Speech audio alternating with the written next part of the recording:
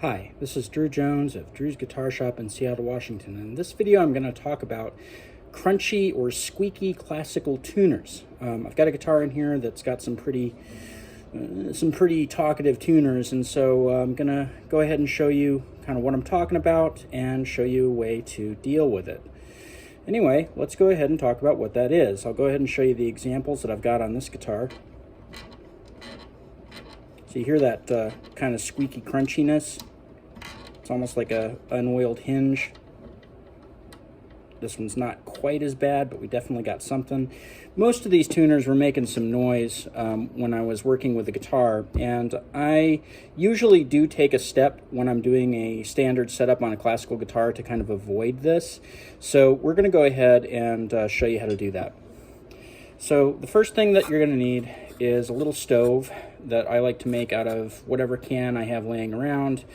I am an addict of energy drinks, and so I happen to have this monster can, which is actually kind of nice because it's a little bit taller. Any of those like 16-ounce cans are a little taller.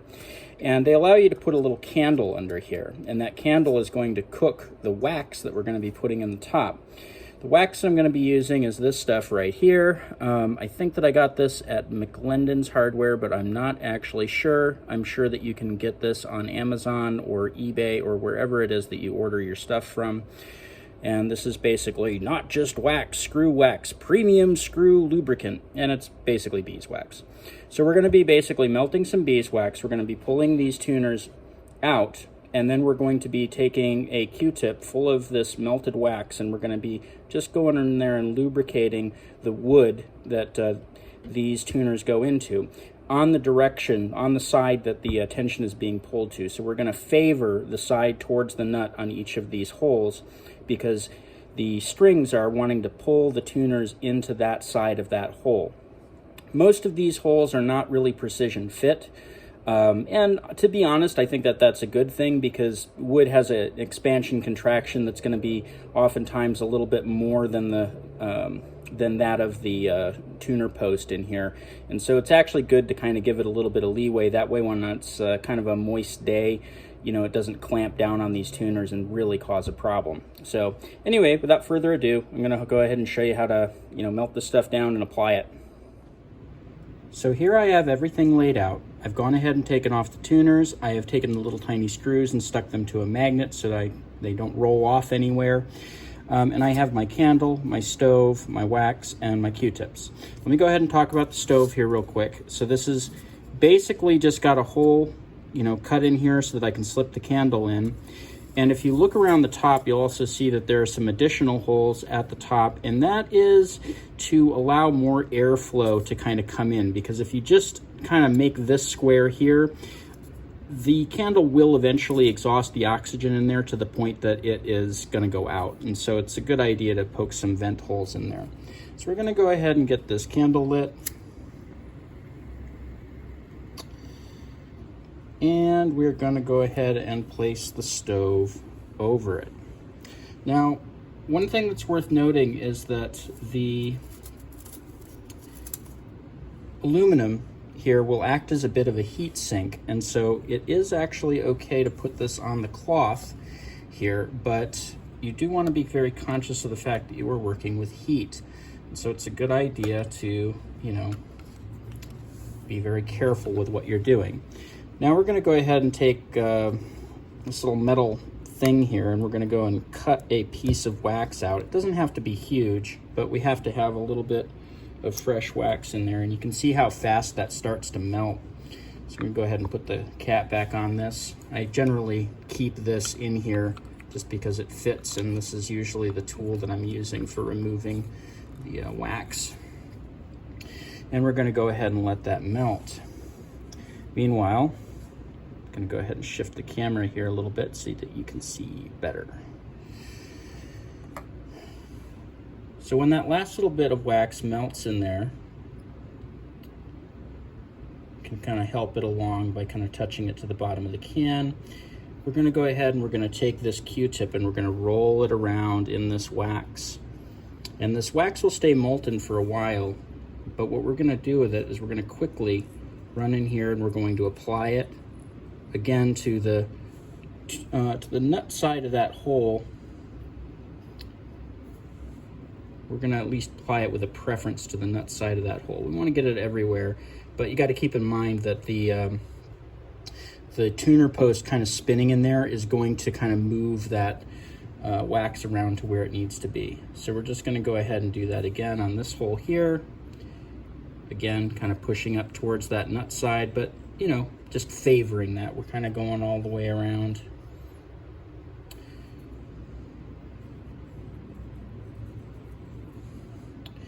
And we'll go ahead and do this last one here.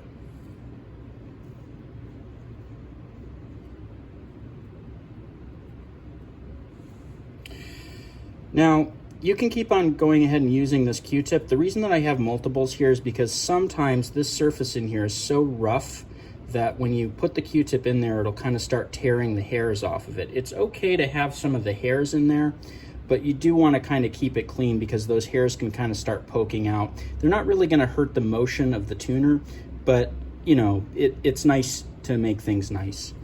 So we're going to go ahead and we're going to continue using this Q-tip here, and we're going to do the same thing on the other side. Now I have shifted my head position here over the guitar, and so I'm able to keep a better eye on what I'm doing. You always kind of want to have a good bead on where things are going, and so you don't want to move this thing blindly, you know, over the instrument, because this wax, it's removable with a little bit of naphtha, but it can create a little bit of a mess. But there we go. We've gotten all that done, and we're going to go ahead and grab the oven or the stove here from the very bottom, and we're going to lift that off, blow off our candle, and we're going to go ahead and let that wax cool. While we're letting that wax cool, we're going to take our tuners and kind of move the camera over here again so that you have a better view. And we're going to go ahead and slip those in there. And you might notice that it's a little tighter, and that's because of the wax that we've just applied. But then we're going to go ahead and we're going to drive those screws back in. If you're replacing the tuners rather than just, you know, lubricating them, it's a very good idea to check and make sure that those holes line up. If there's a hole that isn't quite lining up, you may want to drop a toothpick or something in there with a little bit of glue on it. Glue is optional, to be honest, but you do want that screw to like actually go in straight. It's nice to be nice. So, you know, just kind of keep that in mind. We're going to go ahead and we're going to use these, put in these screws here. Now, I like to handle a screwdriver with two hands, usually, and that's because it's easy for a screwdriver to kind of veer off and do things that you really don't want it to do. You know, folks that are mechanics and, you know, use tools all the time are going to be pretty familiar with that. Little tiny, especially these, you know, if these are slot head screws, screwdrivers really like to slip out of those. But really, that can be applied to all screws. A lot of times these little screws here are going to be slot head screws, especially on higher end tuners. So it's worth keeping in mind that it's nice to have something to brace against. It's nice to have something that's going to be a little bit of a guide. And it's nice not to damage an instrument with, you know, a slipped screwdriver. So there we go. Now I'm not going to do the other side, at least not for this video, because it's not going to be essential for showing you guys what I'm doing. But one other thing that I noticed when I was messing with these tuners was that there's kind of some crunchiness in this tuner here that isn't due to the tuner post. It's actually due to the metal rubbing on metal. And so what we're going to do is we're going to turn this over and we're going to give this a little bit of a lube job. Now we're going to go ahead and pay attention to the surfaces here. There's this little hook that comes over and goes into this groove. You got the same thing going on over here. You have these mating surfaces between these gears. And the thing that everybody always forgets about is that you have this space here between the plate and the bottom of that spur gear there. And all of those are going to get just a tiny, tiny bit of oil. This is going to be what I actually use to apply the oil. And I'm going to go ahead and show you the oil that I use. The oil that I like to use is this Zoom Spout. It's a fairly viscous oil, but you know, it works really well for these tuners. You can use lithium grease if you want to go ahead and pull these tuners apart, you know, or something a lot heavier, but I find that just a drop of this stuff doesn't really create much of a mess. So we're going to go ahead and we're going to put just a very, very small drop right there. Going to do the same thing. So my hands are a little shaky. I've had too much caffeine today. It's another reason to use two hands to guide stuff. So then go ahead and hit this little spur gear back here. And again, these are tiny, tiny little drops that I'm applying. It really doesn't take a whole lot. And you might see that little dot up there, and it's good to, you know, kind of wipe that off, wipe up any excess that you have. But now this tuner moves way smoother, and I'm gonna go ahead and repeat that on all of these other tuners because it looks like they really haven't seen any maintenance. But now when we go to turn this, of course there's no string pressure on it, but when there is string pressure on it, there won't be any squeaking.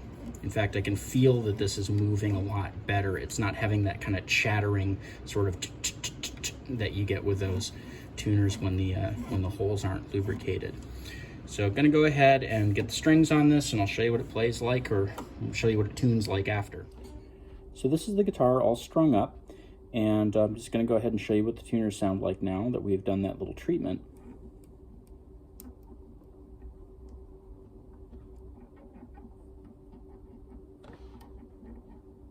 So completely noiseless aside from my fingers kind of sliding back and forth on these plastic tuning buttons. But yeah, I mean, this works. It works really well, and it's very simple to do. The only bit about this that's at all dangerous or a little is the fact that it does involve you know, lighting a candle. I suppose you could find other ways to melt the wax, but you know, that's the way that I do it here because it just seems pretty efficient. And you know, like I said, got a lot of empty energy drink cans around frequently. So anyway, this has been Drew Jones of Drew's Guitar Shop in Seattle, Washington. If you enjoyed this video and found it helpful, please link it around to friends who might also find it entertaining and helpful. Also, if you feel like throwing me a few bucks, there are links to my Ko-Fi and my Patreon in the description of the video where you can throw me a little tip. That always helps out.